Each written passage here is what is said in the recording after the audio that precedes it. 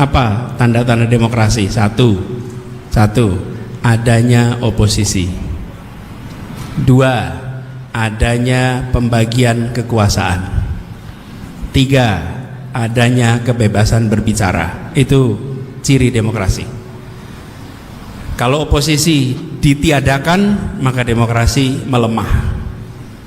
Kalau legislatif, yudikatif jadi mengalami eksekutifisasi, nah itu demokrasi lemah. Bila kebebasan berbicara ditahan, maka demokrasi akan lemah. Nah, mahasiswa punya tugas menjaga tiga ini supaya tetap hidup.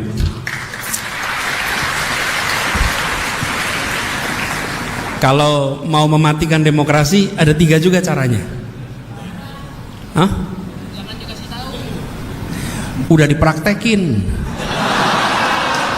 Ini jangan dikasih tahu kata, udah dipraktekin. Satu, ganti aturan main. Bener nggak tuh? Yang kedua, singkirkan lawan dari pertandingan. Jangan sampai ikut pertandingan. Yang ketiga, kuasai wasit. Nih, jadi kalau mematikan demokrasi tiga itu, diingat-ingat ya. Diingat-ingat bukan untuk dipraktekkan. Ini diingat-ingat untuk melihat tanda-tanda. Satu, aturan main diubah. Yang kedua, singkirkan lawan supaya jangan ikut pertandingan. Di Jakarta udah pernah terjadi itu. Terus yang ketiga, wasit dikuasai. Udah, kalau udah begitu selesai. Pertandingan menjadi teater. Oke? Nah, ini teman-teman tiga ciri demokrasi, teman-teman bantu jaga. Dan tiga ciri-ciri mematikan demokrasi, teman-teman bantu cegah. Mahasiswa menjadi kekuatan untuk menjaga demokrasi dan mencegah matinya demokrasi.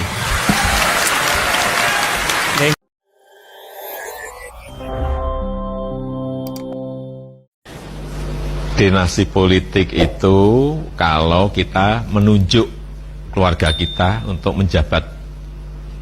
Misalnya, saya menunjuk anak saya jadi menteri. Mendukung dinasti politik itu sendiri. Terima kasih. Jadi, tadi kan sudah saya bicara ketika pidato tadi. Pak Prabowo dan Mas Gibran, kalau umurnya ditambah, dibagi dua, secara rata-rata itu paling muda dibandingkan yang lain. Jadi jawab yang dinasti politik, monggo serahkan, balikkan lagi ke masyarakat. Tapi kalau seorang keluarga, anak misalnya mendaftarkan diri berpartisipasi dalam pilkada di daerah, yang menentukan rakyat, yang menentukan bukan Jokowi, rakyat yang menentukan, including your kids. Jadi ya kalau tertarik politik atau enggak, ya jujur aja saya tertarik, tapi tidak sekarang. Dilihatnya kapan? Maksud ketertarikan itu ada dalam jangka waktu 5 tahun, 10 tahun? Oh enggak, mungkin lebih, mungkin 20 tahun lagi. Iya, tentu saja. Dan saya sudah sampaikan, saya tidak akan kampanye untuk anak saya. Jadi kalau cawe-cawe juga nggak apa-apa.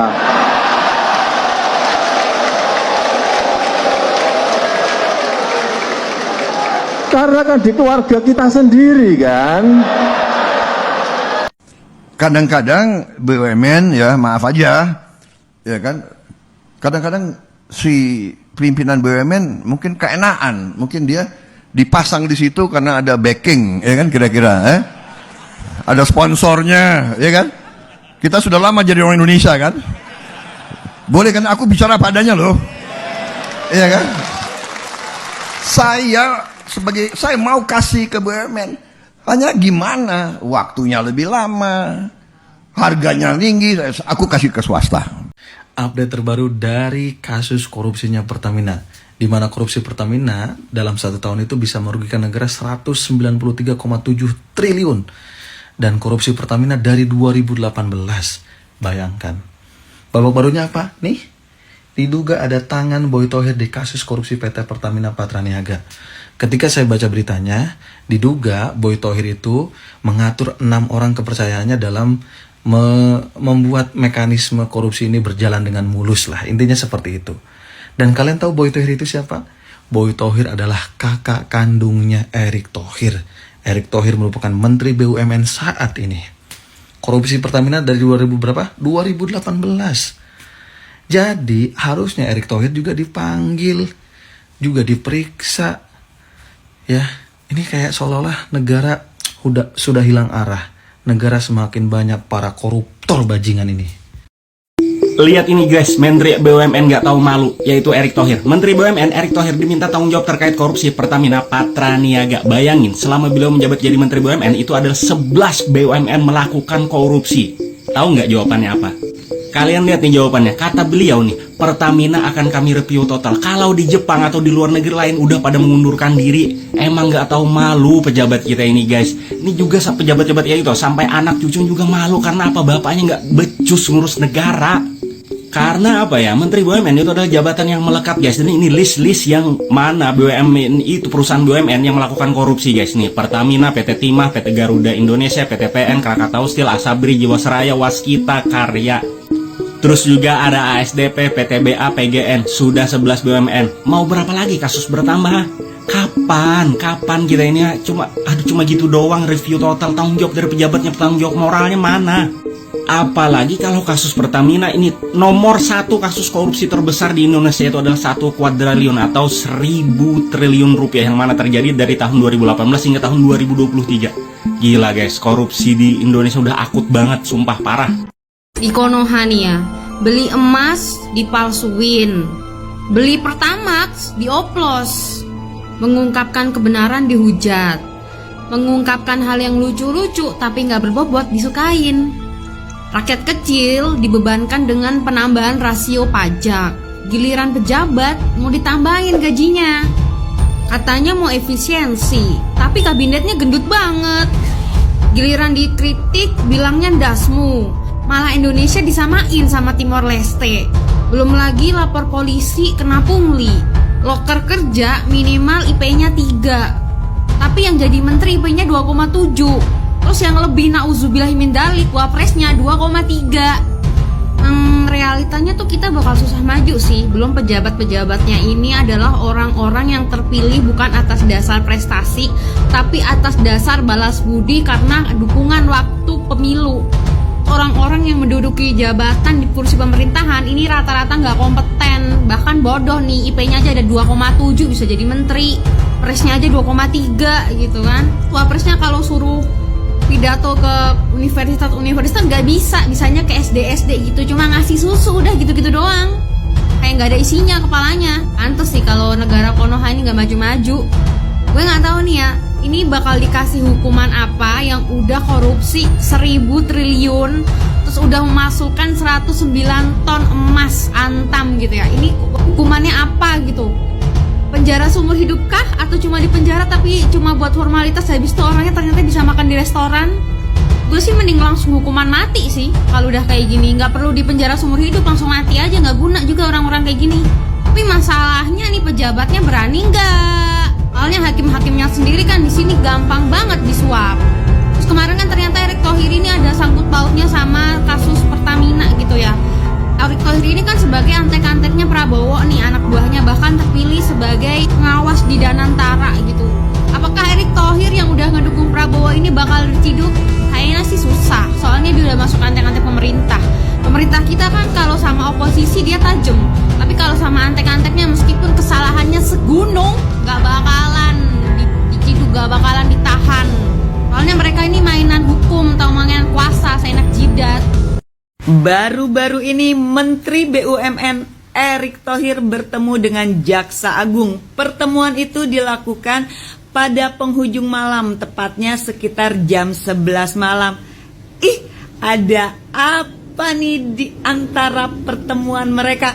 Kok gue ngelihat seperti ada udang di balik bakwan. Enak tuh kalau dimakan udang di balik bakwan.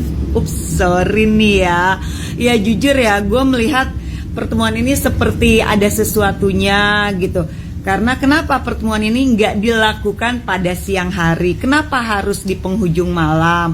Lalu kenapa harus tertutup pertemuannya?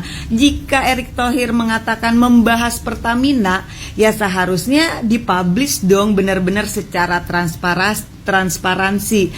Atau jangan-jangan pertemuan ini ada titipan atau orderan dari seseorang? Ya mungkin aja dong, karena apa sih yang gak mungkin di Indonesia? Semua bisa dilakukan melebihi kuasa Tuhan. Itulah yang terjadi di Indonesia.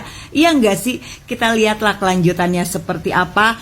Apakah Kejaksaan Agung nanti akan memanggil Erick Thohir karena dialah orang yang harus bertanggung jawab terhadap terjadinya skandal mega korupsi di Pertamina Patraniaga.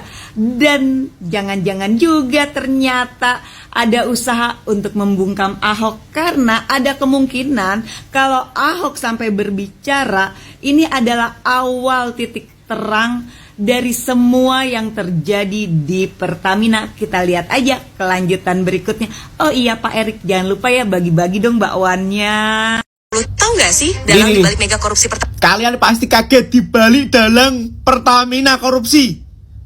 Bisa dibaca siapa? Kaget sampean. Pertamina yang menjadi korupsi terbesar sekarang. Kalian pernah mikir nggak sih mengapa para tersangka berani melakukan korupsi gila? Betul. Gimana nggak gila? Korupsinya aja 980 1 kuadriliun. Dalam berita acara pemeriksaan semua pelaku kasus Pertamina Patraniaga, mereka mengakui bahwa mengikuti arahan dan dijamin keamanannya oleh Boy Thohir dengan mengikuti arahan Erick Thohir dan Boy Thohir. BUMN Erick Thohir. Wah, gila.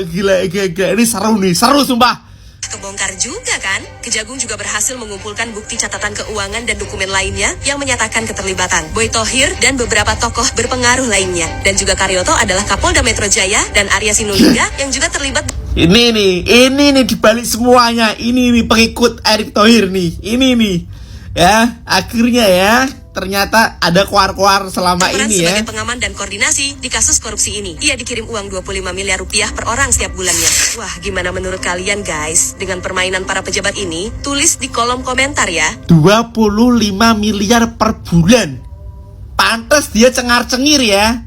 Karena segitu. Selain Timah dan Pertamina, ada korupsi di PT ASDP, Said Didu semprot Erick Thohir. Kenapa BUMN Bapak rusak semua? Baru sadar ya kalau Pak Erick Thohir ini Menteri BUMN. Pak Erick, Bapak selama ini kemana aja? Selama zamannya Bapak Jokowi, Pak Erick sudah menjadi Menteri BUMN dan Pak Erick Thohir ini kemana saja? Masa tidak mengetahui ada korupsi besar di BUMN? Atau jangan-jangan Pak Erick ini ikut menikmati korupsi yang ada di BUMN? Bapak dapat setoran? Iya. Pak Erick kalau tidak bisa dan tidak kuat dan tidak mampu menjadi Menteri BUMN yang baik, lebih baik Bapak mundur saja.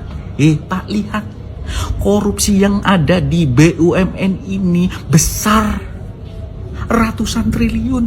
Bapak kemana aja? Bapak tidur hanya menikmati uang setoran saja ya Bapak? Itu kata netizen yang tidak suka sama Bapak Erick Thohir. Kalau saya ya suka sama Bapak Erick Thohir. Bapak Erick Thohir itu baik, Menteri BUMN terbaik sepanjang abad. Sepanjang kehidupan manusia berada. Ya kan Pak Erick? Nanti aku dimasukin BUMN nih. Asik.